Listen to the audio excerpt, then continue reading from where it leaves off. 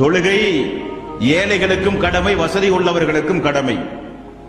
தொழுகை ஆரோக்கியமானவர்களுக்கும் கடமை, நோயுற்றவர்களுக்கும் கடமை.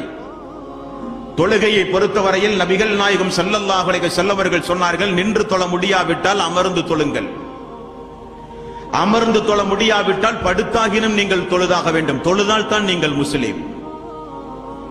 நீங்கள் பயணத்தில் இருந்தால் 4 ரக்காத்து தொழுகைகளை 2 ரக்காத்தாக குறைத்தாகினும் நீங்கள் தொழ வேண்டும். போர்க்காலங்களில் தாக்குதல் எதிர்த்தாக்குதல் நடத்தப்படுகிற போர்க்காலங்களில் கூட 1 ரக்காத்து தொழுகை கடமையாக்கப்பட்டிருக்கிறது. ஃபஜ்ர் ஆனாலும், லொஹர் ஆனாலும், அஸர் ஆனாலும், மக்ரிப் ஆனாலும், இஷா ஆனாலும் 5 நேர கடமைகள் எல்லாம் 1 ரக்காத்தாக கூட போர் காலங்களில் நீங்கள் தொழுதாக வேண்டும்.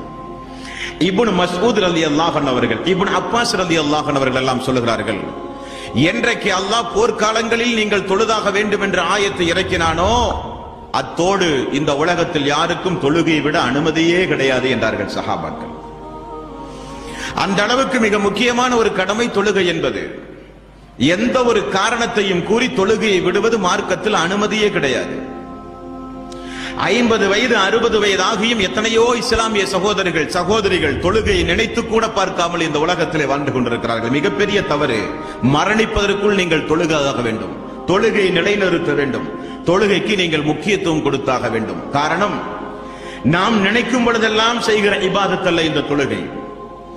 அல்லாஹ் ரப்பல் ஆலமீன் தூதரின் மூலம் கடமையாக்கப்பட்ட இந்த இபாதத்தை அல்லாஹ் குறிப்பிட்ட நேரங்களில் நிறைவேற்றுவதற்கு பெயர்தான் தொழுகை. திருக்குர்ஆனில் ஏராளம் ஏராளம் இறைவசனங்கள். 2வது அத்தியாயத்தின் 83வது வசனம் அல்லாஹ் ரப்பல் ஆலமீன் சொல்கிறான், இஸ்ராயீல் மக்களிடத்தில் நான் ஒரு உடன்படிக்கை வாங்கினேன் என்கிறான் அல்லாஹ். வஇத் அகதுனா மீசாக பனி இஸ்ராயீல், இஸ்ராயீல் மக்களிடத்தில் நான் ஒரு உடன்படிக்கை வாங்கினேன். என்ன உடன்படிக்கை? லா தஅபுதூன இல்லல்லாஹ், என்னை தவிர நீங்கள் யாரையும் வணங்கக்கூடாது. வபில் வாலிதைனி இஹ்சானா, பெற்றோர்களிடத்தில் நீங்கள் நீதமாக நடங்கள்.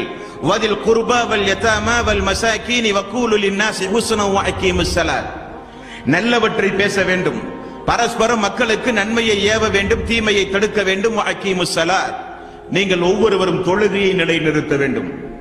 இஸ்ராயேல் மக்களிடத்தில் அல்லாஹ் ரப்பல் ஆலமீன் வாங்கிய வாக்குறுதி. முற்சென்ற சமூக மக்களுக்கு கடமையாக்கப்பட்ட இபாதத் இந்த தொழுகை.